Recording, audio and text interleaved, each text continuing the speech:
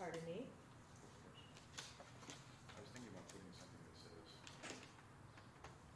"You're gonna be on camera if you come in." So, Oh, I don't want to draw attention to it, actually. Okay. No one's gonna complain. I mean, how many families do we really have in witness protection? Maybe 4 or 5? There was a teacher here about 15 years ago. it was in the witness protection. Well, I don't know for sure, but when we posted all the teachers' pictures on the website one time, and she was livid. She said, that cannot be on, no one can know where I work, and, I mean, it was directly to me, and I thought, okay, it didn't go through, Yeah. and no one can know where I work, no one can know where I live. So she's either crazy? Yeah, which, We have a lot of those, right? I'm gonna turn down the,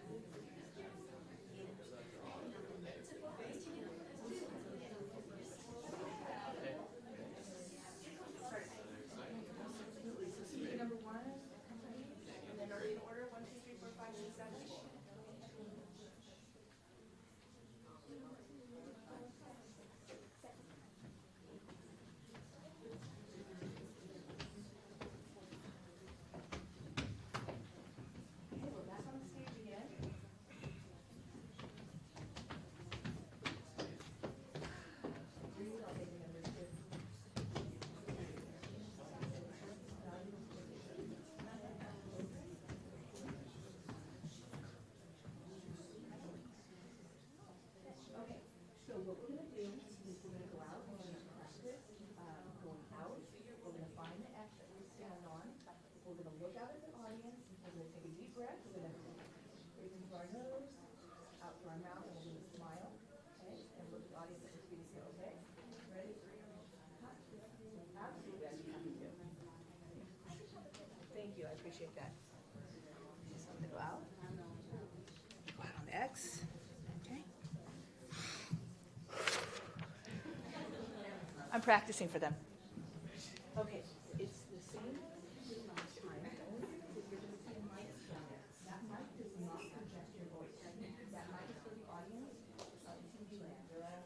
Some people are watching the chat and watching today. Okay, so that's what that is for. I know I have to and pray with it. And that's what that is for. It's a source. Yes, exactly. You're asking. That's not awesome. They want to see it.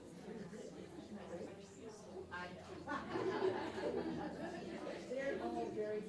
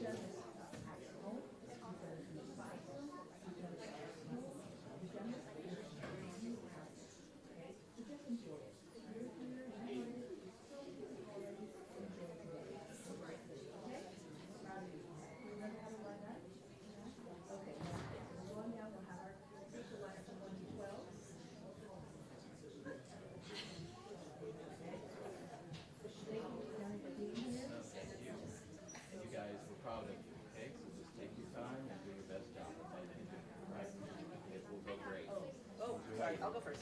Okay.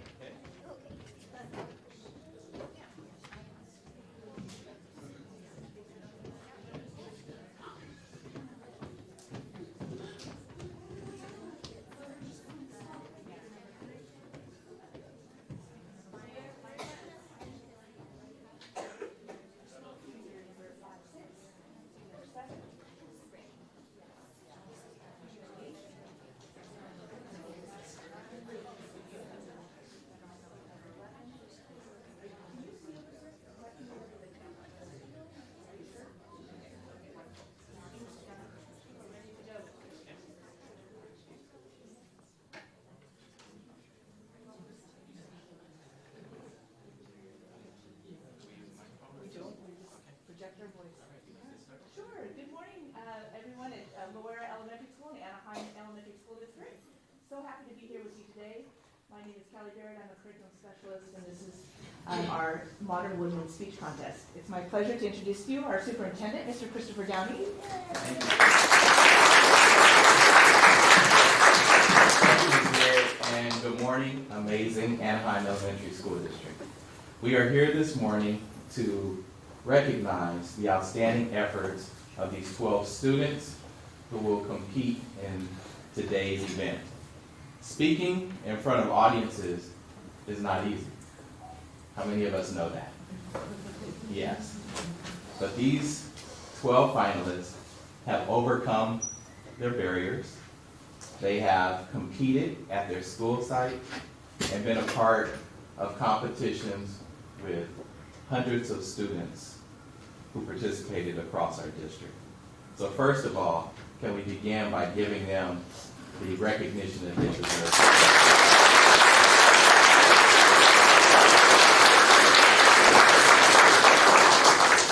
So as an added bonus, we are broadcasting today's competition across the Anaheim Elementary School District. So I know that made them less nervous. But they are ready. They're going to impress us. And most importantly, as an audience, we're going to encourage them throughout this event. We have told them that they are winners by being here today, as are all the boys and girls across our district who took their time and gave their best effort in this competition. So, before I leave the stage, please join me in recognizing Kelly Barrett, who organized this event, who coached students, and who makes such a tremendous district and a difference in our district.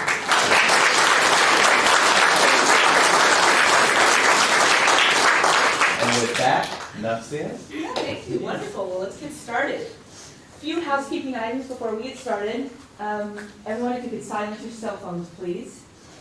That would be wonderful. If we have any little ones in the audience who get a little restless, if we ask if you could just pick them out, if they're just having a moment, they are speaking from memory, so sometimes it gives them a little bit of, it can get them off track. So we have to be very, very quiet, little ones. Also, if you need to use the restroom, restrooms are outside the door. You make kind of a sharp U-turn and over to the left are restrooms for students. If adults need to use the restroom, we ask that you use the teacher lounge down at the very end of the hallway, the outdoor hallway down there. Okay? That's where the adult restroom is. We ask if you have to use the restroom, if you please wait in between speeches. So the best time to go would be after a student finishes, you hear applause, please exit to use the restroom. And then when you come back, please wait until you hear applause again. That will signify that the speech is finished and you can come in and we don't disturb them in their speech. Anything else? We're ready for a great day. We know this was a tough topic this year. And we talked on Monday and Tuesday about how sometimes when we learn about things that might not sit right with us, because our world is very open nowadays and we hear about all kinds of things, we always talk with a trusted adult. Okay? We talk with a trusted adult about something that's not sitting with us well. And that's the best way to solve things when you come across information or you hear something that makes you feel uncomfortable. You always go to a trusted adult and that person can help you. Okay? We're very proud of you, and we're just going to have a great celebration today of our speech contest participants. We do have a first, second, and third place today, so a little bit different from what we did earlier this week. Are we ready? Yes. Okay, let's do it.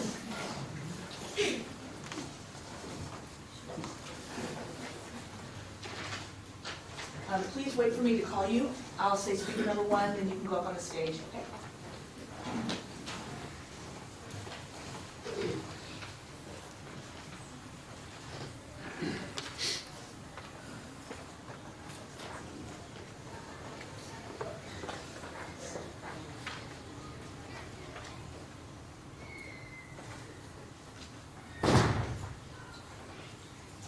Speaker number 1.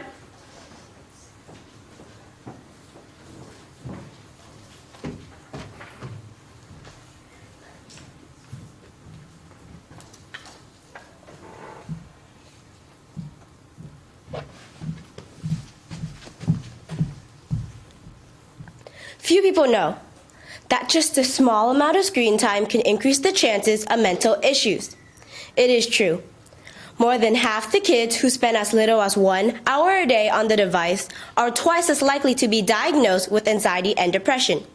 According to Physics Central, the current generation of kids spend at least 5 to 7 hours a day on the device, which means that kids today are more likely to be depressed than any other previous ones. Therefore, today's youth face many unique challenges to this generation, such as a massive increase of screen time, which can cause anxiety, addiction, and most importantly, can damage their health physically and mentally.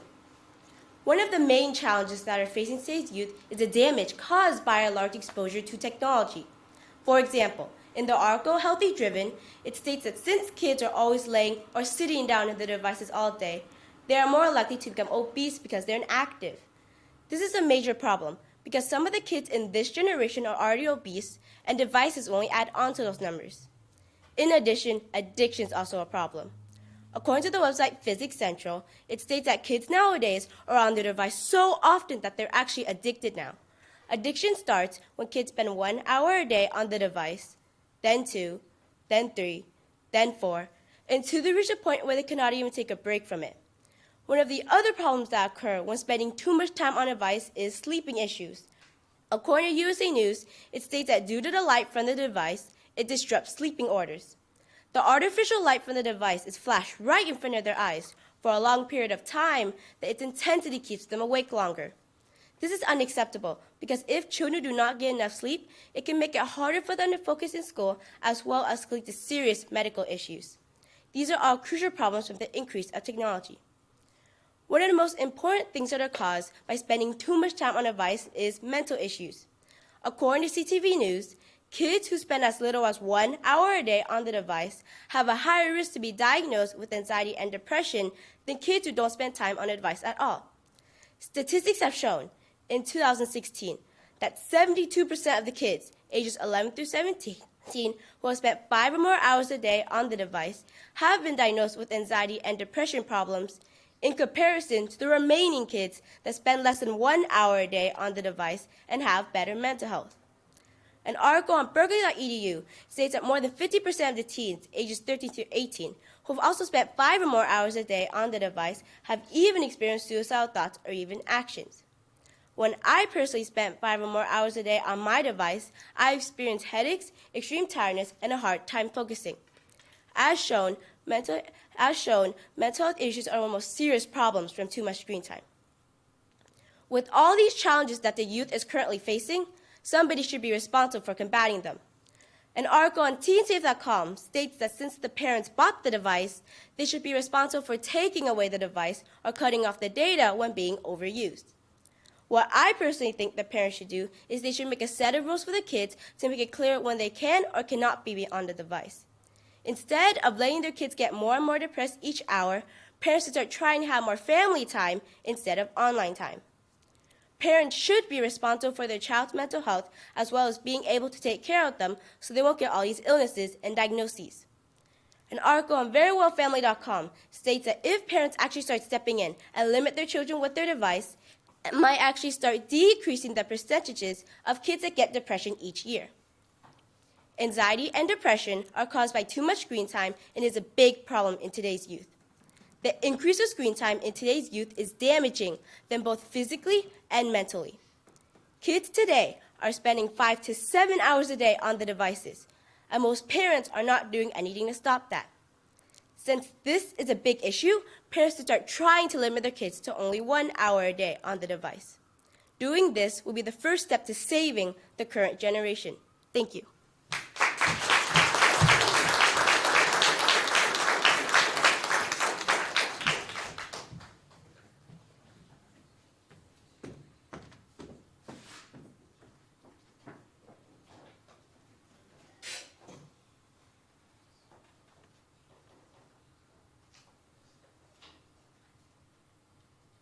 Speaker number 2.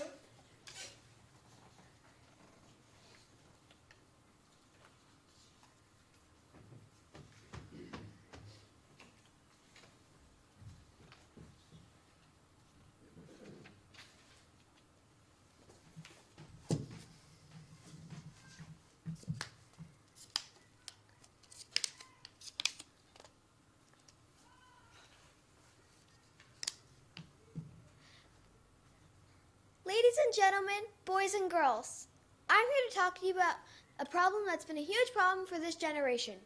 I'm talking about vaping. A vape pen is a type of e-cigarette that has been marketed as a safer alternative for cigarettes. However, this is not the case. These supposed safer cigarettes are really destroying our society today. Ladies and gentlemen, boys and girls, please promise me that you'll never try vape pens. First of all, the FDA found a high level of antitoxins and animal carcinogens in a vape pen. They also found a high level of formaldehyde, and what's worse, one vape pen contains more formaldehyde than any person should ever contain in their entire life. And third of all, the FDA found a high level of a chemical found in antifreeze. This tobacco-based compound is known to cause cancer and other toxic purities. And finally, fourth of all, they found a high level of acetaldehyde. The International Study of Science Journal found a high level of enzyme, which is a well-known carcinogen known to be very harmful to your immune system. And what's worse, children are vaping. Teenagers are vaping. 1 out of 5 middle school and high school students said they tried a vape pen. 1 out of 5. Our children and teenagers are being harmed by these terrible things we think are better for you, and they're not. If your teen asks you for one, if your child asks you for one, say no. They're terrible for you, and we don't know what's the worst thing that can happen to you. We don't know if they'll kill you when you're 20 or kill you when you're 50. We don't know if they'll give you some terrible disease we don't even know about. The scariest part about vape pens is the unknown. We don't know all the long-term health consequences. And like I said, children are being harmed by vape pens. 50 kids in 2010 were reported to poison control because they swallowed the e-cartridge in a vape pen. This e-cartridge contains all the chemicals. They're being harmed by vape pens just as much as adults are. The number went up to 200 in 2015. In 2017, the numbers went up to 400. The numbers just keep escalating, and we need to do something before it gets out of control. Several ways we can combat these challenges is parents and teachers should educate children on how bad it is to vape. We should know the destruction lung cancer can cause. We should know what emphysema can cause. And also, the government shouldn't sell these terrible things to anyone, but especially 18-year-olds. 18-year-olds are still teenagers. It still means 10. They're still teenagers. They still really don't know what they're going to do in life. I think they should raise the number to 21. You have to be 21 to drink alcohol, and cigarettes are honestly pretty much the same thing, if not worse. And honestly, this all might sound scary, but it's really simple. Parents, teachers, tell your kids how bad it is. It's terrible. You might want to protect us now, but once we're in the real world, there's no protecting us. We're going to be offered vape pens. We're going to be offered cigarettes. We're going to be offered drugs. We're going to be offered harmful things to us. And we need to know how to say no. And that's one way you can solve your own problem, by saying no. Saying no could be the difference between getting into a big-time college or going to jail for smuggling drugs, because vaping led you to more harmful ways of getting addictions. So everybody in the audience, promise me that you'll just say no. Please, say no for the better of humanity, because one person can impact the entire world. Thank you.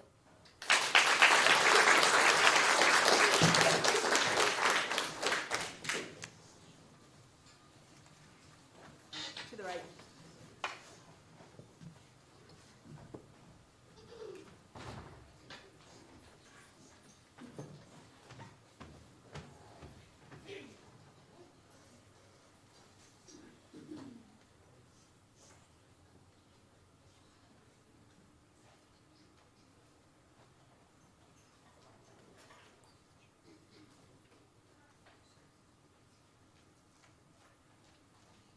Speaker number 3.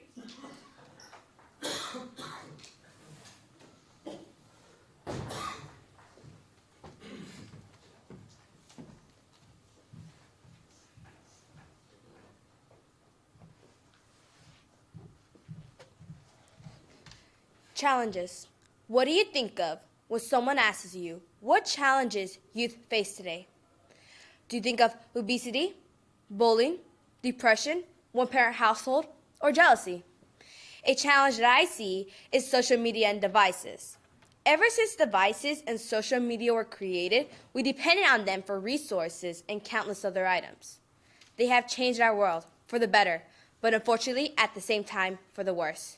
The use of social media and devices has an extremely negative impact on our social life, gives us health issues, and enables the youth today to bully others with greater ease. It has led to less human interaction. Every time I go to a restaurant, I just see kids on their phones, either watching videos or playing games instead of interacting with their family members. Social media and devices easily destroys the interactions we have with others, cutting us off from everything that is happening around us. During previous generations, everyone would go outside and spend time with their peers or friends, but look at us now. All we do is text or call. Our time in being consumed in social media has made us brilliant communicators online. While talking with a person online, we don't hesitate to chat about ourselves. But when talking to a real person in real life, we don't listen. We daydream while someone's speaking. On top of that, we are sometimes not very good public speakers. It's not just that bothers me. It's how social media and devices affect us youth throughout our whole life. It has led to suicide, which is one of the results of bullying, getting depressed, or jealous from social media and devices sometimes. There are different types of bullying, such as physical bullying, verbal bullying, and last but not least, cyberbullying. Cyberbullying forms from any type of social media or apps that involve chatting. These negative things don't just stop. Each year, about 800,000 missing children are reported in the U.S., according to National Center for Missing and Exploited Children. Children are not afraid to show information and pictures of their whereabouts and when. There's been studies where kids are very willing to engage with others and reveal information about themselves. From an article I read, Soon We Trust Random People. From an article I read called Kidnapping Kid Guard, it states 50% of sex crime committed against a minor involve a perpetrator obtaining information and or pictures from social media sites. Who is responsible for this mess, you may ask? I say parents and the creators of social media sites are responsible for cyberbullying, virtual kidnapping, and all these other effects. Don't mean to point fingers, parents, but you need to check your children's phone to see if they've been cyberbullied or cyberbullying someone else. Even if you think your child would never do such a thing, you must check the apps you see your child constantly using. You must see if age 7 to 16 are saying too much information about themselves or being followed by strangers, asking weird questions or threatening them. While suicide, I don't think there will ever be a solution for that, but we can save some lives if there is no more cyberbullying. Social media affects everyone. It has been changing our world, deleting the most important parts of our life. While the users log into their social media sites, they are being removed from the actual world. Social media has been and is still destroying our face-to-face interactions. Communication is one of our real-life skills, not engaging with a device. Since these past generations where technology now exists, we've grown with relationships and supposedly so-called friends on a small or big rectangle device on our Facebook and other social media sites. Now face-to-face, hanging out, going outside might be something of the past. Every virtual bad thing that is put on social media cannot be contained. We don't care what a person does on social media, but because they might get so many likes, we want to be like them. The more social media is used, the more all these negative effects will keep growing. A question I still have is, are we all going to be responsible enough to stop this from continuing to happen? While you guys continue missing the most precious moments of your life, I'll continue living my life knowing that I did not miss these moments because of a post, a tweet, or a comment. Thank you.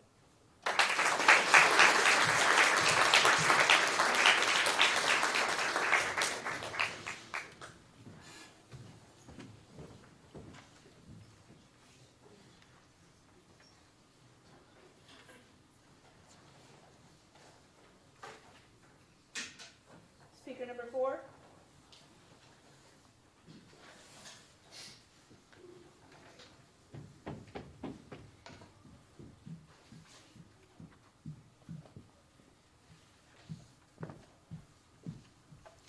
What are the challenges that youth face today?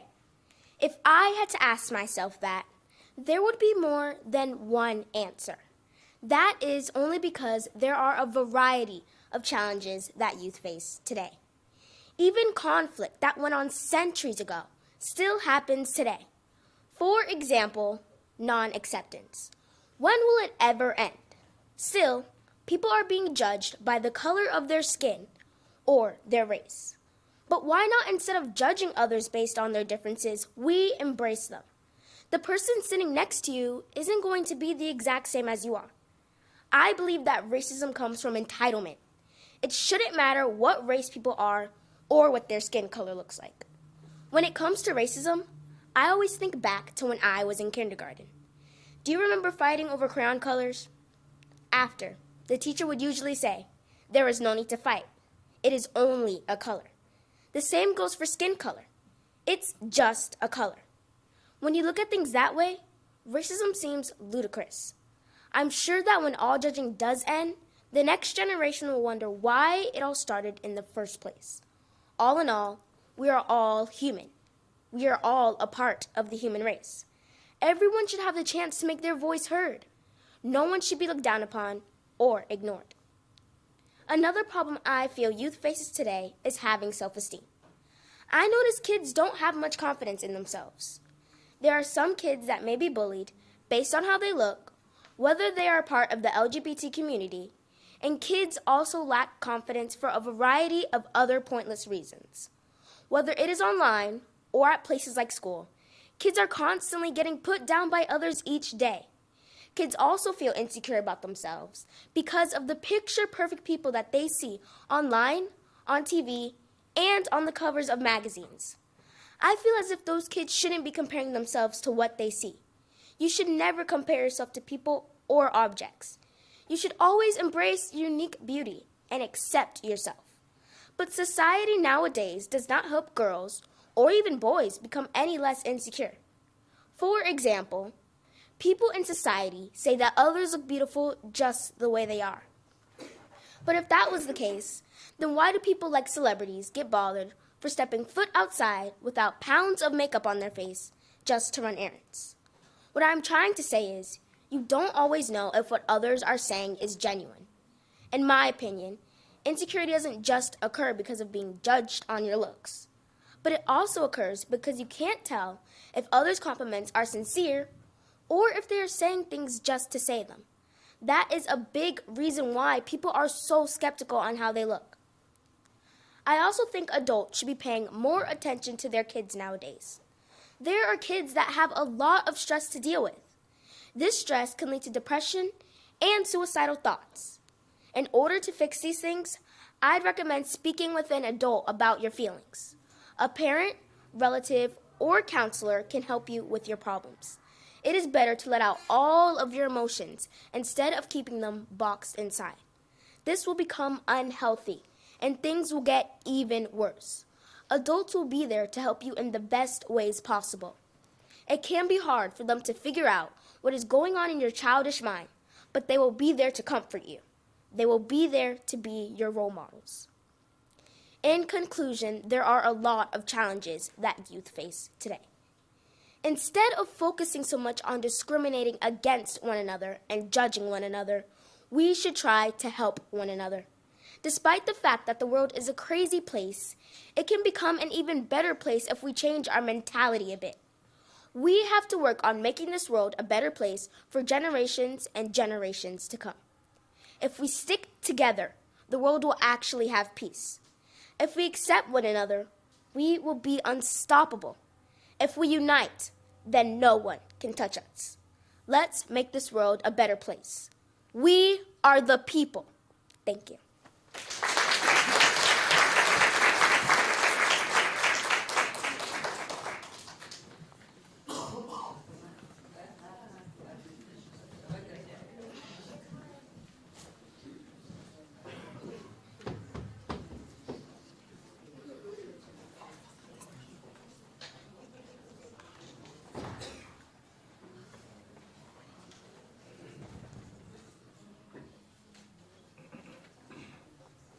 Speaker number 5.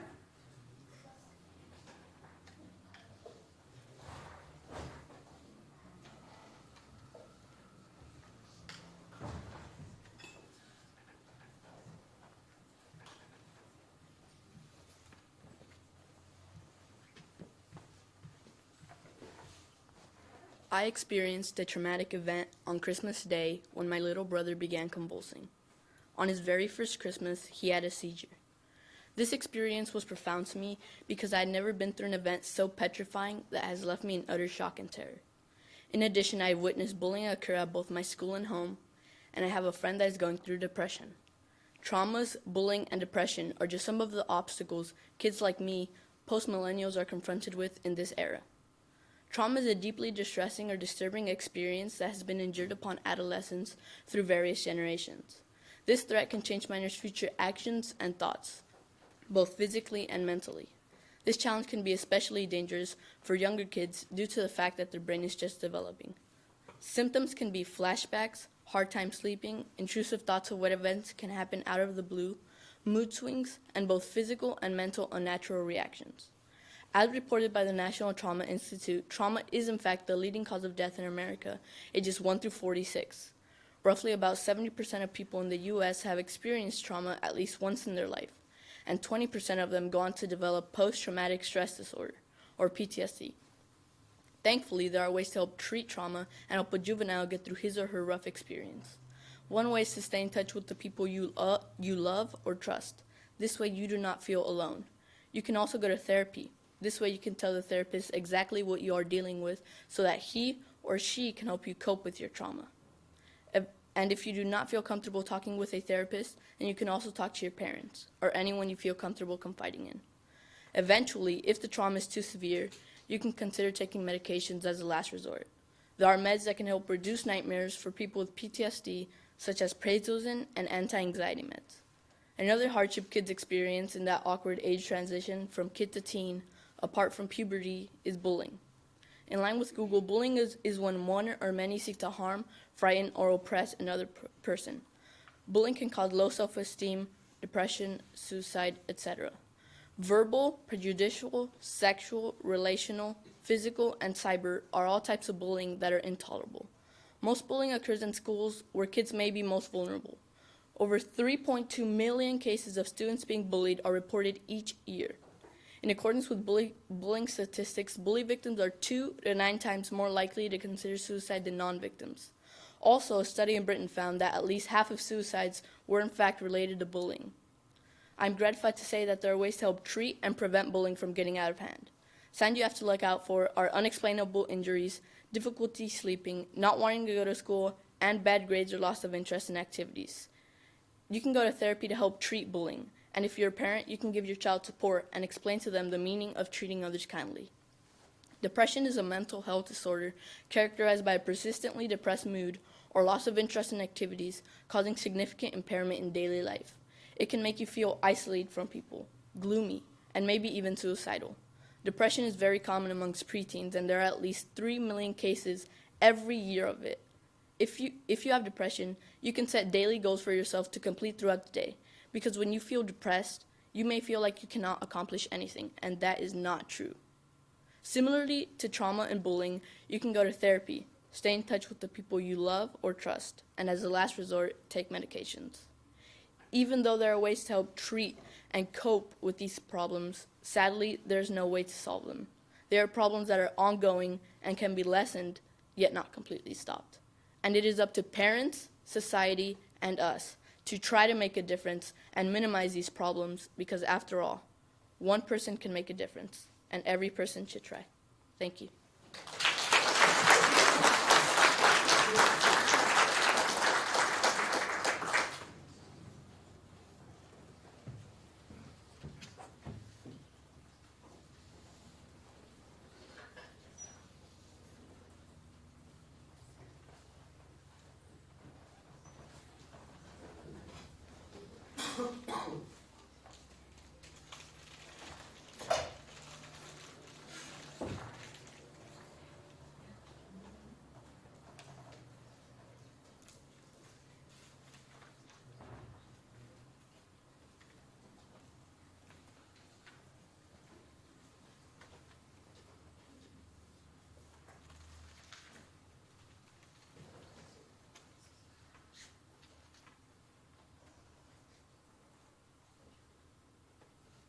Speaker number 6.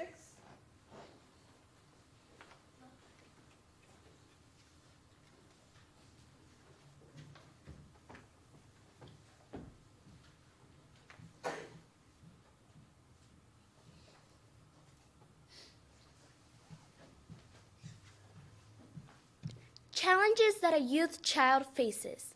There are so many challenges children face nowadays, such as peer pressure, anxiety, poverty, and etc.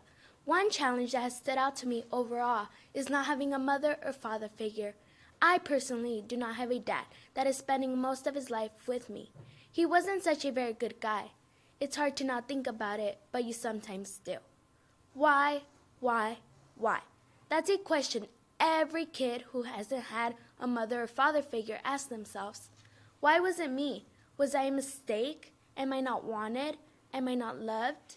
Today, many parents are unprepared to become the role model they need to be. Fathers leave the children with the mom and never come back. Moms leave the children with the dad and get another man. If you think about it, you could have both parents and still not be happy. Being a parent is being a good example and showing respect, love, and compassion. Bringing kids to this world just to make them wonder, where is dad? Where is mom? Is this what being a parent is like? Is simply not there. There is cases where adoptive or step parents are better for the job as a parent. They are not a biological parent to you, but they still love you. Not having a father figure is hard since you can't celebrate Father's Day, and while you see other kids with their dads, you look around and start to feel sad. Some happy moments of a kid's life you will never enjoy or experience without a mother or father figure, which is unfair. Back then, long ago, children lived their normal life with their mother and father. Recently, families are splitting up and getting divorced, which causes child support. There is a positive to all of this. You can still be happy without a mother or father. Just because someone isn't there for you does not mean you are alone. There are many people in the world that will always be there for you. When you have only one parent, that means that that person will always stay with you and that whatever you need, they will always have time for you, even if they have their own problems. As you can see, not having a mother or father figure is hard. If you ask yourself, what would it be like not to have my mom or my dad? You couldn't imagine a life without them. I personally couldn't imagine my life without my mom. But since I never met my real dad, I don't know what the feeling is like to have a dad there for you each and every day.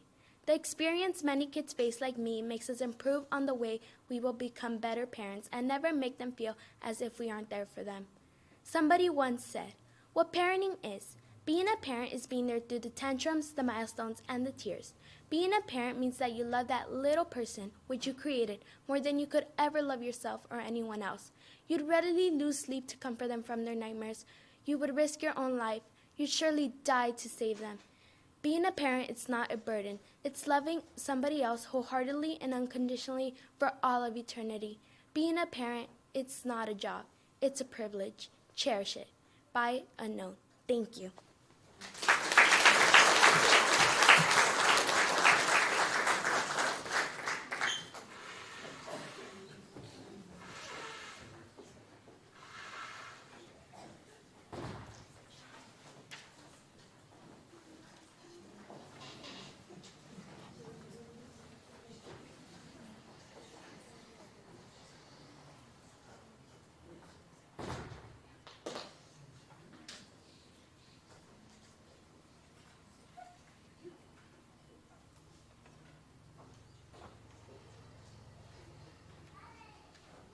Speaker number 7.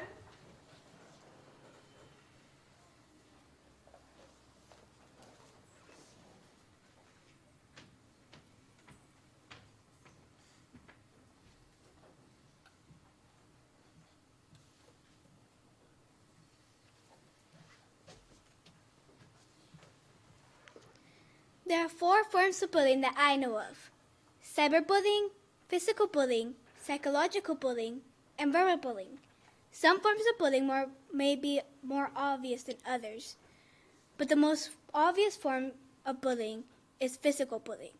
But one of the least is psychological bullying. Most bullies have their own problems, whether it be at home or even school. Home is supposed to be a safe place, but some come to a disaster and act up because of this. Once bullies are older, they realize it was not wise to be so cruel to others, and come to a conclusion they lost a part of their humanity, or never change and stay with the same rage. Victims also have a different perspective on things. Some victims feel like they're in a bottomless pit filled with pain and no light. They think that feeling awful is their normal. But the most bravest and greatest kinds of victims are the kind that deal with it so others may not suffer the same fate. Both the bully and the victim are perfect examples of the yin and yang symbol. The bully may have a lot of light, but there is a dot of darkness. The victim may have a lot of darkness, but there is a dot of light. They just have to find it. This generation made technology for good, but instead, some of us made it a way to spread negativity. Some online people make others feel like they're nothing, that they don't even deserve to live. And that's just awful, because we all have this life for a reason. If we end it now, we won't find that dot of light that we deserve.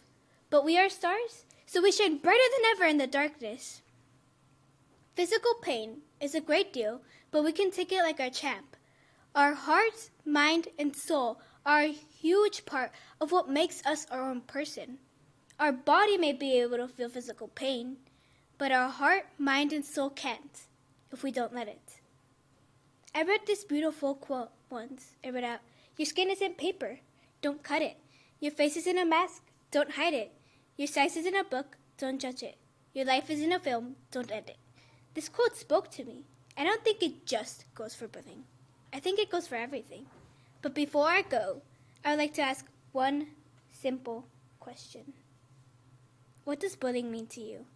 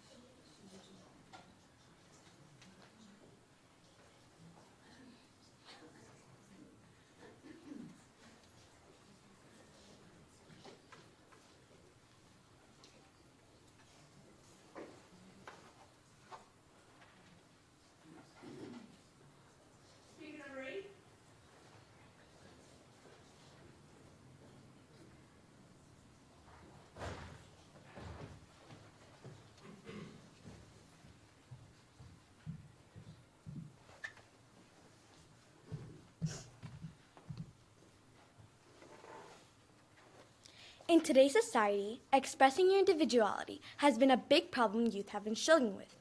In my opinion, this is a major problem youth face today. BobPost.com states, although many things in high school have changed since the 1990s, the importance and struggle of individuality hasn't. Many youth are told nowadays to just be themselves and not worry about what others say and think about them. But in reality, that is very hard to do. Expressing your individuality includes many obstacles, such as peer pressure to fit in with others, the fact that everyone is different, and when youth don't fit in, they are often bullied. To begin with, expressing your individuality is a struggle because youth are having so much pressure to fit in with others. I've experienced this personally. For a time, I used to love to wear bows, but then I stopped because I felt like people would think I was a little girl. A lot of kids in my class at the time were trying to grow up so fast and act like they were in junior high. I was worried about not fitting in. I was choosing not to express my individuality so I could be like others. What was happening was very common. www.mentalhealth.net states, many children are concerned about how others perceive them and therefore are subject to intense peer pressure. This quote supports that many youth today are so worried about what others say and think about them. In reality, no young person should have to worry about that. When going up a grade or moving schools, you meet new people, so it's hard to find honest friends.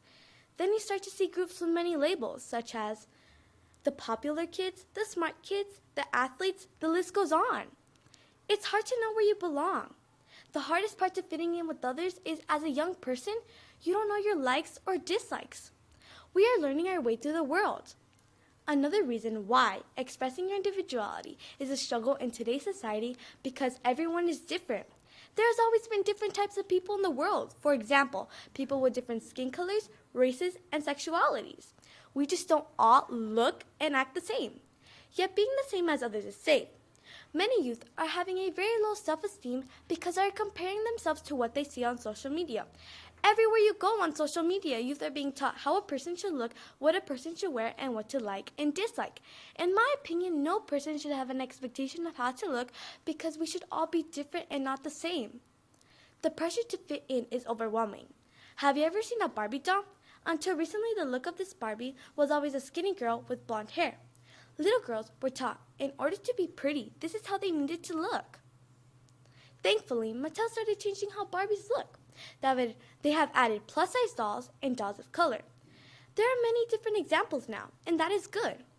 My last reason why expressing your individuality is a struggle in today's society is because youth are bullied for being individuals. While I've said that you should be free to be themselves, that is hard because many youth are bullied when they are different.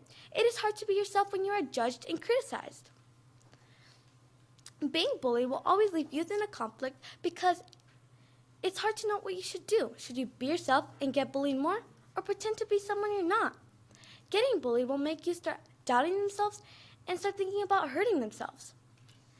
In my opinion, expressing your individuality is probably the hardest struggle youth face in today's society. Youth are being bullied, made fun of for being different, and are having way too much peer pressure to fit in with others. All these scenarios make youth think about hurting themselves and think about changing who they are for friends. But how can we solve this struggle? I actually have a few ideas. One is to join after-school clubs and activities. When this happens, youth will find friends that have the same interests and values as they do. Another way to combat this challenge is by talking to a trusted adult. When venting with someone you truly trust, this can help let out everything you're feeling. Not only will this method help let out everything you're feeling, but you can also get great advice from any trusted adult. I truly believe the world would be a better place if we appreciated each other's differences and cheered for those for being true individuals. Thank you.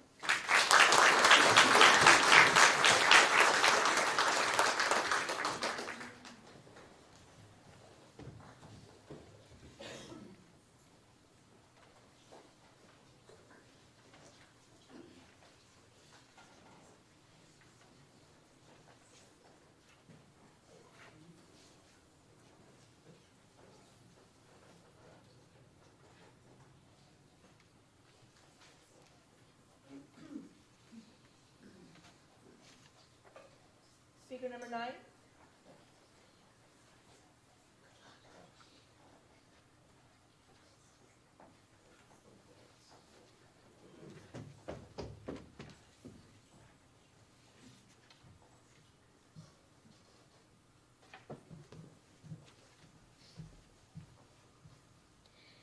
Imagination is a challenge faced by the youth today. Imagination is lacking in this society. The cause of that is electronics. It's taken over. Did you know that before we were born, like back when our parents were our age, there were no electronics? Isn't it crazy? My mom said it took her 10 years to watch every episode of the show called Friends. And it only took my sister 2 weeks. What took her so long? They used to play outside and build things with no help from YouTube. Like, who does that anymore? I don't remember the last time my friend got off of Fortnite besides to go to school. He likes to say, Fortnite is life. There's nothing better. And if we were not on Fortnite, or the Xbox, or PlayStation, then we were watching videos on YouTube, or playing games, or even watching Netflix.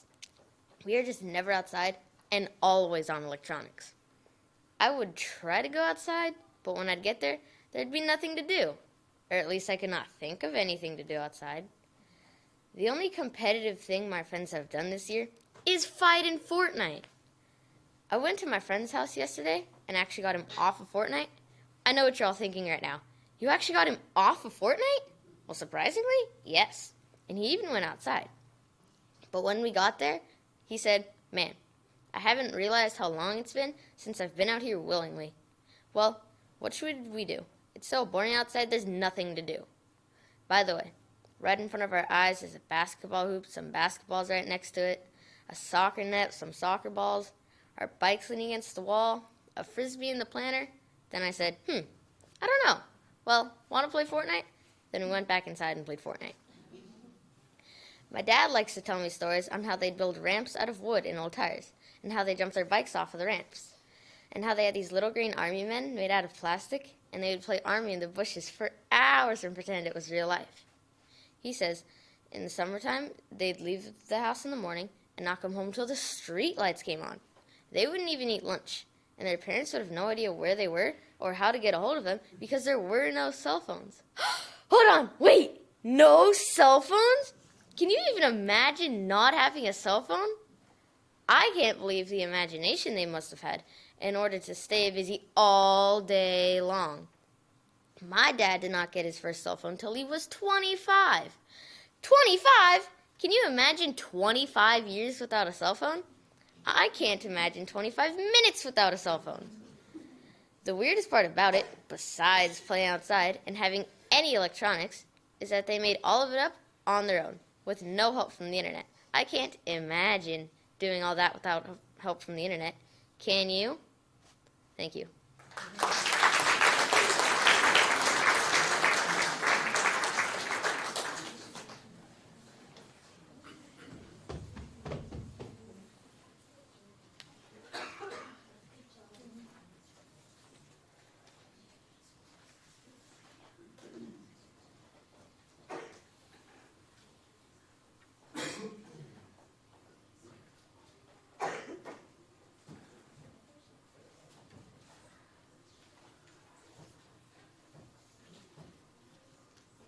Speaker number 10.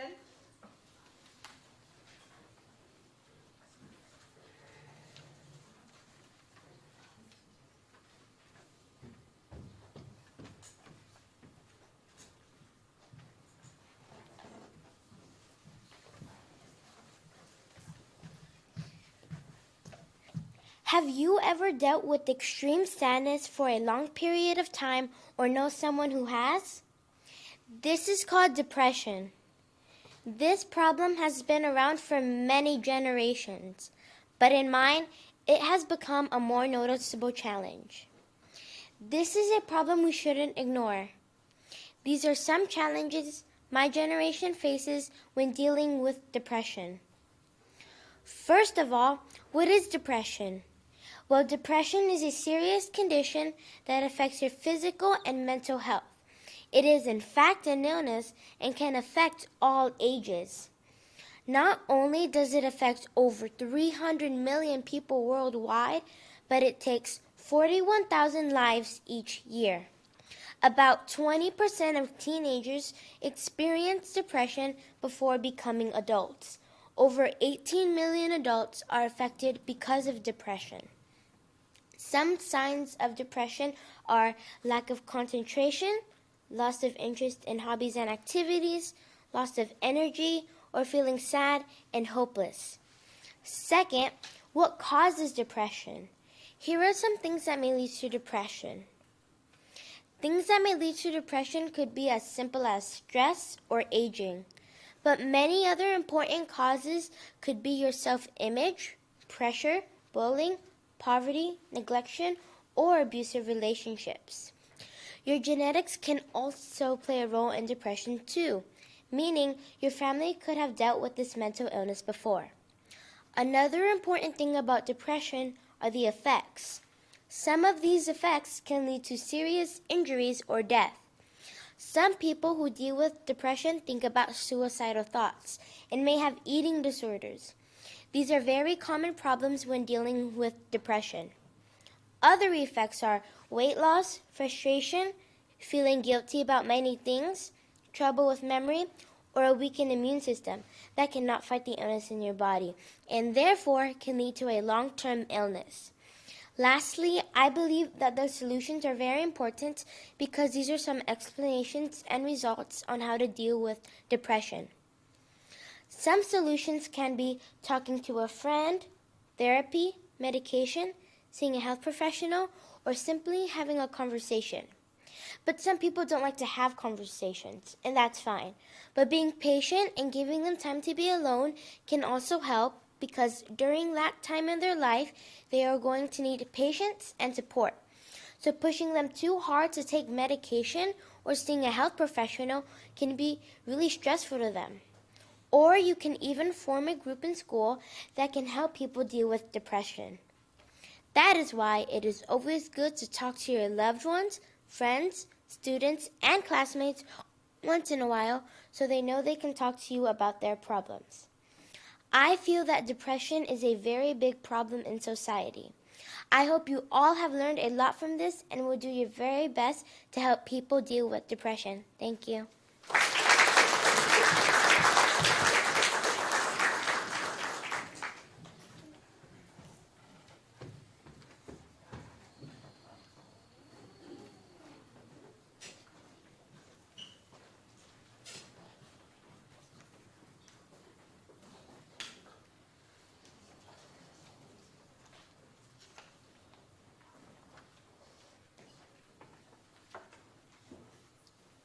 Speaker number 11.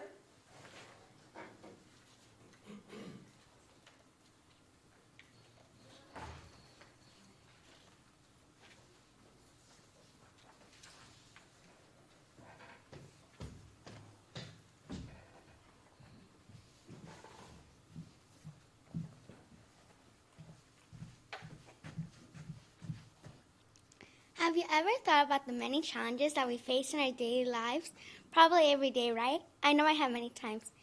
I think about them when I'm watching the news, searching things online, or even after school when you think about all the responsibilities and pressures we have to face today. There have been many challenges throughout the years, but I believe this year, 2019, is most difficult for our youth. The challenges keep increasing throughout our lives, often without us understanding why. First, it's becoming more difficult to do online research without getting scammed or harassed by someone. In fact, although technology is a really beneficial thing for us today, it can also create many challenges. Also, the cost of living has gone up rapidly. It is almost becoming impossible to own a house while still finding a way to afford all of the things we have to buy. Last but not least, children of today are being required to grow up so fast, which often forces us to challenge ourselves more than we already do. So I postulate that these three challenges are the most serious ones for youth: technology, the cost of living, and the increase of pressures that we face in everyday lives. Have you ever been online and you're going to buy something and when it arrives it's utterly a different thing? There are many people who sell these mosquitoes to you who are online scammers. Before they were not as difficult to shake off, but now they know our phone number, email, and our interests simply by prying to our web searches. It is a very scary thing that scammers have information with them. Another way technology is making it less difficult is the cyberbullying that occurs there. And yes, bullying has been a problem throughout every generation, but now it's cyberbullying. Cyberbullying is bullying that happens online. It gets very easy to pretend to be someone you're not and say mean things about someone. It gets very hard to find the person who's bullying you because they're behind a screen you can't look through. Cyberbullying can also occur through miscommunication and text. The frightening thing is that cyberbullying takes the problem and makes it a global issue because anyone, anywhere, and the world can partake in this unacceptable behavior. Have you ever, talking about having a difficult time understanding why things are happening in society today the way they are, I need help processing why home mortgages and prices of such items as college tuition have grown, but salaries often have not. This is another challenge we face. Just recently, Disneyland's prices went up, but they're not even raising their workers' salaries until June of 2020.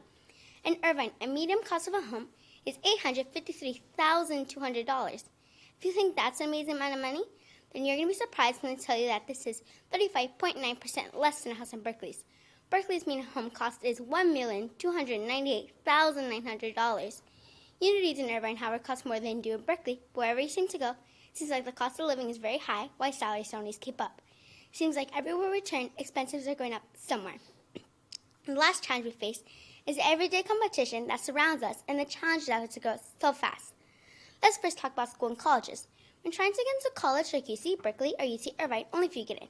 To be exact, only 15% get into UC Berkeley and 36.5% get into UC Irvine. In fact, in this very moment of my life, there's a great competition to get into Oxford Academy, a school I'd like to attend. This is also a big challenge we face. Just recently, Disneyland's prices went up. In fact, this is another challenge we face. In addition, we're learning many more things in school than those came before us had to learn. We can face hours of homework as we enter junior high, and yet still also have to face all the responsibilities at home as well. In fact, we have many chores we must do around the house, such as helping take care of my baby brother. Many kids receive an allowance for doing chores, but sadly not one of them. Not getting an allowance though, I get used to doing things without being rewarded with money. This can be a good thing, because who's going to give you money after you do the laundry when you're 40? So in addition to increasing school responsibilities, many of us have a lot of responsibilities at home as well. In my opinion, investments in technology, the cost of living, and simply having to grow up too fast are three of the biggest challenges we face in 2019. If you're considering buying something online, make sure you choose the right site that is secure and that I feel good about. Another reminder, if you don't get into the school you want to get in, it's not because you're not good enough. It might be because you don't allow a percentage. As for school and home responsibilities, I suggest do what has to be done first, such as homework. Being organized can help us manage a very challenging and stressful life in a much better way. Thank you again for listening. Have a good day.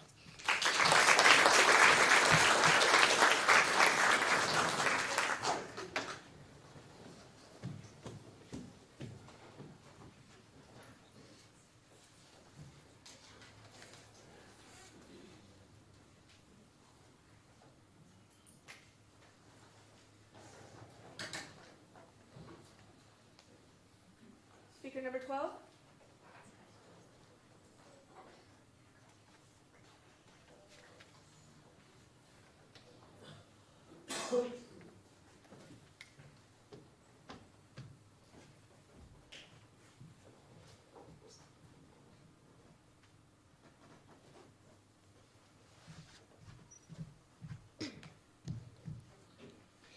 As we all know, there are many different challenges that our youth today face with.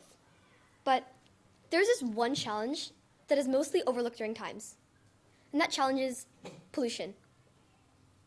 You could actually think of pollution as a world deadly disease. It's taking up our time, our space, and frankly, our energy. So it's up to our generation to at least try to take off of the pollution that's affecting our world around us. The world is an admirable place. When we decide to use the earth as our personal trash can, it doesn't seem like a place where I'd want to spend my life.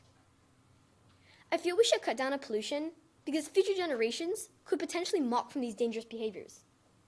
So, it is our decision as children of Generation Z to make sure future generations will impact in a positive way.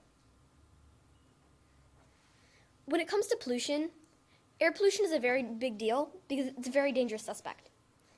When it comes to air pollution, when affected by air pollution, it can actually stunt lung growth, which can then lead to a high risk of obtaining asthma. Plus, a staggering 1.8 million people die yearly worldwide due to lung disease, lung infection, and even sometimes lung cancer because of air pollution. Another dangerous thing to acquire from air pollution is it can actually stunt brain development, which could essentially poorly affect future generations. If air pollution slows brain growth, it could feasibly stop the children of today or future generations from getting the everyday educations they deserve. As we all know, littering or waste is of course another terrible form of pollution. It may seem just a tad bit crazy, but littering was even a problem 4 billion years ago. Although, at those times, the litter was clean and renewable. But then, during the evolution of the human race, we invented all types of harmful components, such as plastic, glass, dangerous chemicals, and more, making things much, much worse for our planet we call home.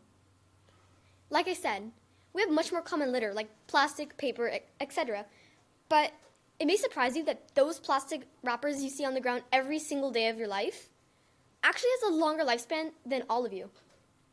That's right. Plastic can actually take up to hundreds or even thousands of years at a time to fully decompose on its own. But even then, micro pieces of plastic could potentially be washed to sea, where they could later be eaten by small living organisms, such as phytoplankton. And then those small living organisms could be eaten by larger living organisms. So basically, the litter we throw out every single day is slowly making its way up our food chain. That's something scary if you really think about it. Littering could lead to my last example of pollution, water pollution. When we dump trash into our beautiful bodies of water, we're steadily poisoning our lakes, oceans, seas, and more, making things just much worse.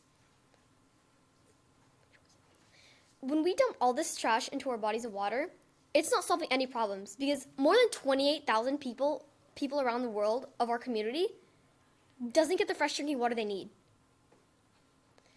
Plus, if some people do have the privilege of at least having some clean water to drink, they may have to travel miles at a time, not even to gain all of it, but only a small fraction.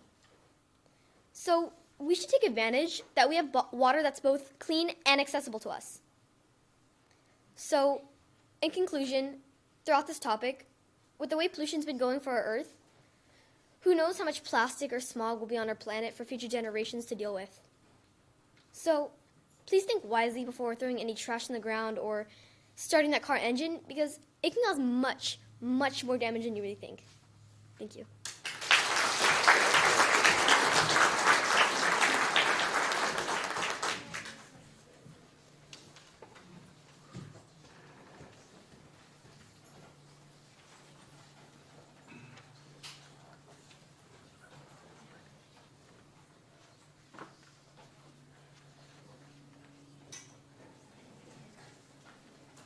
My goodness. Grown-ups, can you believe those speeches? You guys are great.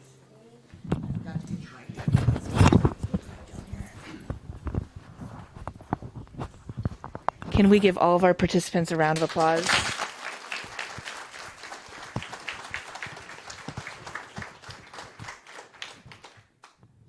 You have job security, Mr. Brooks.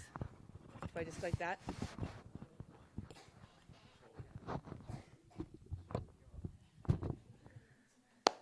So proud of you. I'm so proud of you. You did such a great job. I'm always touched by these speeches, but especially this year with them being very personal. I'm really, really proud of you. Again, if you heard anything that didn't sit right with you, you always talk with a trusted advisor or a trusted adult. Wanted to make sure we said that to everybody out in TV land, like we used to say in the 50s. Okay, now's the time when we get to meet our contestants. They're going to tell us their names and where they're from and who's with them supporting them today. So we're going to have you come up, and I think for the ease of, remember how before we were all trying to hide from the camera? I think what we'll do is we'll have each group come up and stand in front of the microphone, and we'll introduce you that way. Does that sound good? Okay, so if we could have our contestants come up to their seats. Remember, we said 1 through 12. Before we know your name, we look this over.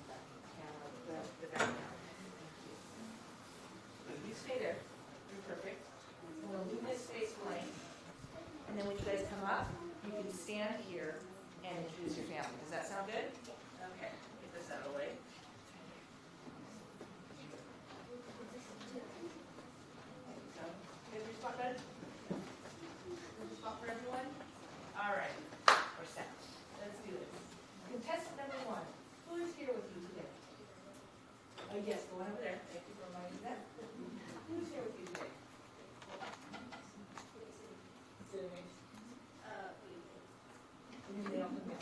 Yeah. We'll bring everybody down who's with contestant number 1. I'm with my vice principal, Mr. Moore, my teacher, Mr. Locke, the runners from my school, which is second and third, which is Aiden Vo and Hillary Chung, and also with my mom. Wonderful. Can everybody come down?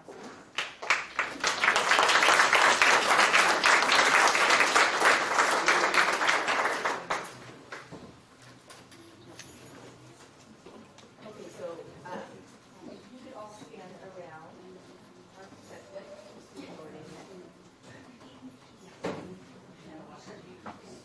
we're going to say your name, what school you're from, and introduce everybody. Yeah.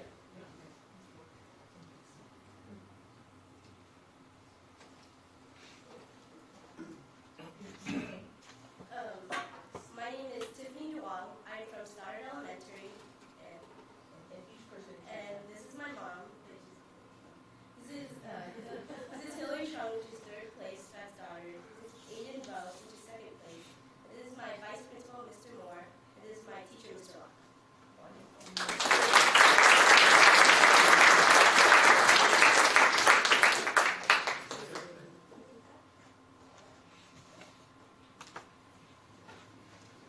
Thank you.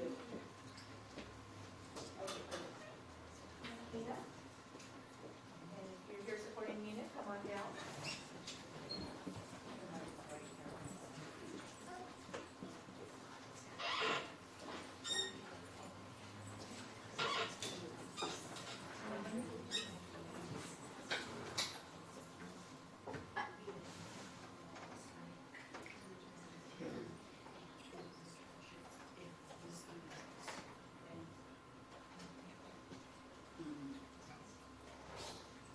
Okay, so my name is Mina Lamara. I'm from Claire Breton Elementary. I'm 11 years old. My mom and my dad is here, and then my principal and my teacher is here.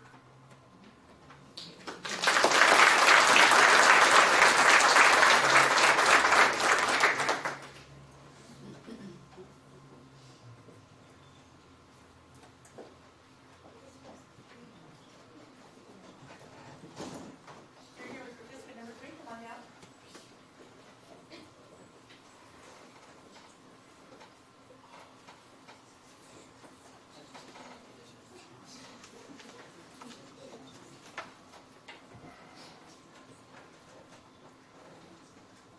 Hi, my name is Amaris Hara. I'm here from Olive Street, and the people who came with me is my vice principal, Miss Kim, and my dad, Carlos Hara.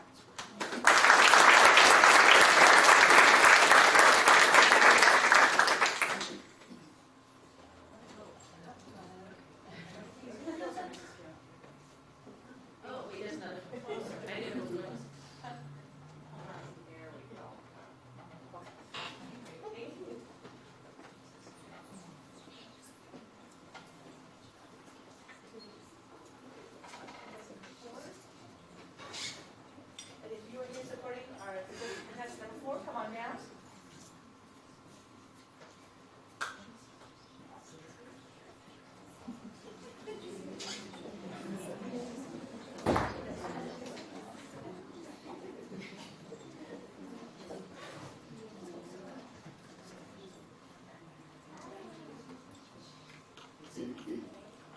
Hi, I'm Raya. I'm from River School. I came with my little sister Renaya, my mom, and my vice principal, Miss Thomas.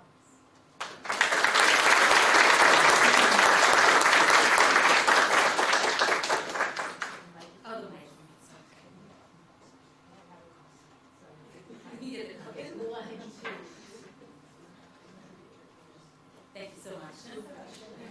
Thank you. No worries, thank you so much.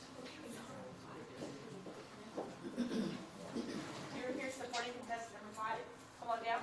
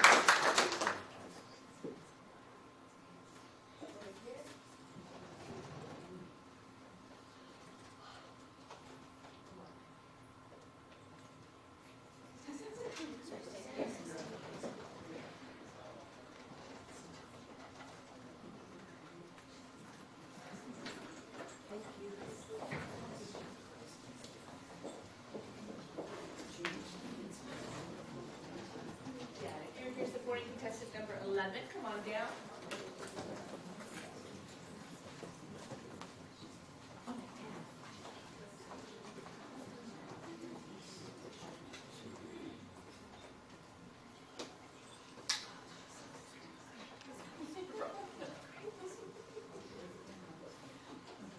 Hi, my name is Marissa Martinez. I go to John Marshall Elementary, and this is my vice principal, Miss Kelly. This is my godmother, Martha, and this is my dad, Ricardo.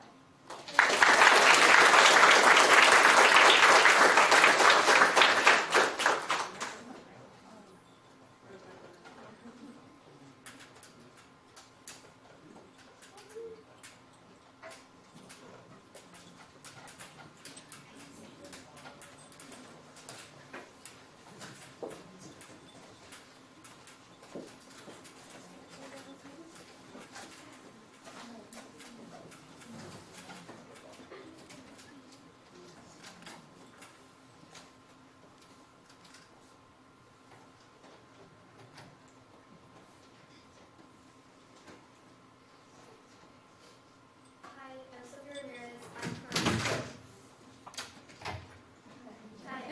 I'm Sophia Ramirez. I'm from Wood Elementary. Go Eagles.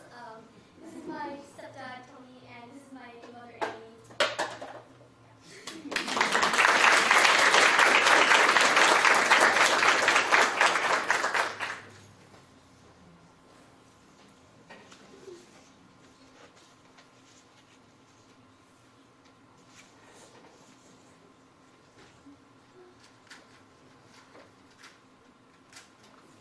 Fantastic. Well, taking our judges a little bit longer than normal, and I think I know why, because you guys were amazing, and I'm sure it was a very tough decision for them. A little bit about the Modern Women's Speech Contest. This contest has actually occurred in Anaheim Elementary School for over 55 years. We know that because we have some historians in our community that participated and always remind us how long it's been around. It's a real legacy in our district, and what a wonderful contest it is. But tough, isn't it? You guys had to write your own essay. They wrote their own essay. They did their own research. They wrote it. They committed it to memory, and then they presented it out loud to all of you, to their classmates. Who was the toughest to present in front of? Was it harder to present in front of your classmates? Yes, Nina. I say my classmates, well, not because they're my class, but because it was my first time presenting in front of more than two people. So I think that was the first. Makes sense. I've never been in mic with me because Mr. Brian's going to want that. So, Brian, should I have her repeat that? What? Should I have her repeat what she Yes. said? Nina, could you repeat that? I say it was hard to present in front of my class, not because they're my class and they're awesome though, but because it was my first time presenting it in front of more than 3 people. So I think it was the most nerve-wracking. I believe that. Why don't you come up to me? That's why you do that. This is the most difficult to present in front of. In my opinion, I feel the hardest it was to recite my speech to was probably my classmates. Only because when you do it in front of strangers, it's not like you're gonna see them multiple times. So if you make a mistake, it's not the end of the world. But if you make a mistake in front of people that you see it daily, they're probably not gonna let you live it down. Thank you. I agree. I think it was hard for me to present in front of my classmates because it was kind of my first time. And classmates, well, not my classmates, but other classes, it was kind of hard to present in front of. So, yeah. Thank you. I think it was, in my opinion, I think it was the hardest to do it in front of the judges because they're like keeping score and everything.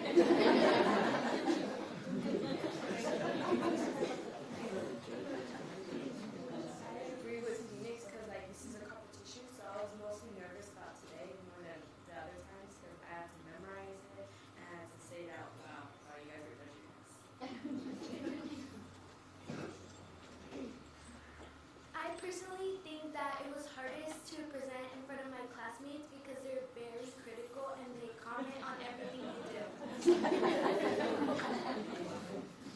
classmates, right? Do any of you want to, asking about just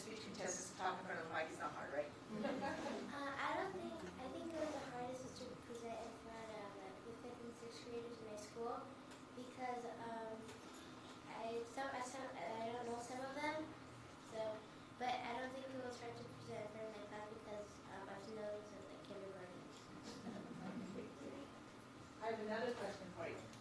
I want you to think back to when you were given the prompt, challenges you face, and I want you to think about your initial thoughts on what you were going to write about. Like what came first, where did you go next with it, how did you do research? Come on now. And Mina will have you a second.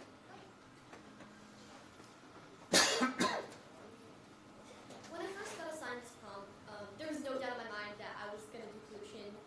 Only because every time I go outside, I either see trash in the ground, or I just see smog coming out of tailpipes of cars, and I'm just like, that's a form of pollution. That's a form of pollution. It's just a daily thing I see every day, and I feel it impacts you greatly. Nina, why don't we have you go second, and then Sage, you go third.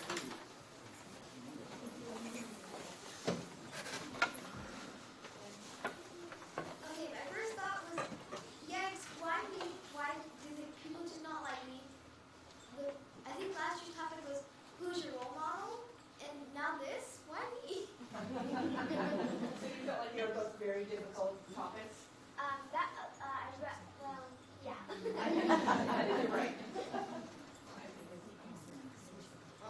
When the project got assigned to us, I was like, I do not want to do this. So I waited till after spring break to tell my parents, and my dad gave me the idea of imagination, so I was like, that's a good one.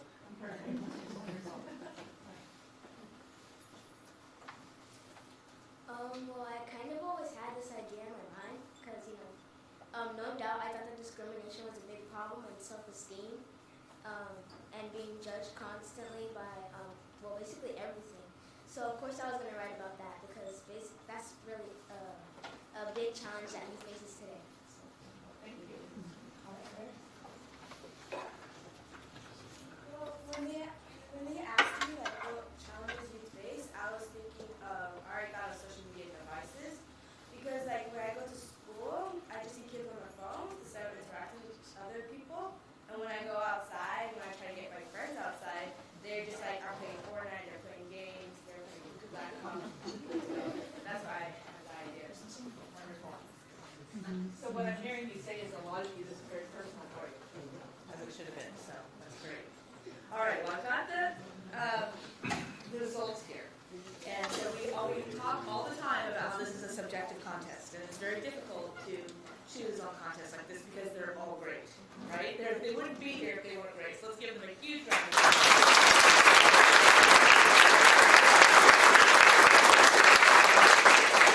Superintendent Downey was so impressed with you, and he was sorry you had to leave to get to another meeting. He wants to see you all again. You don't have to do your speeches again, but he's inviting you to the board meeting on April 10th.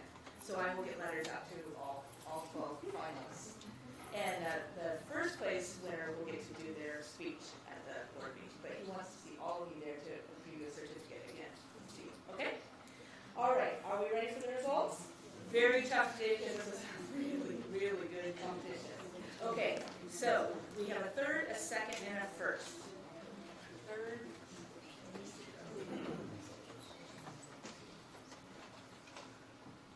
In third place, we have contestant number 2.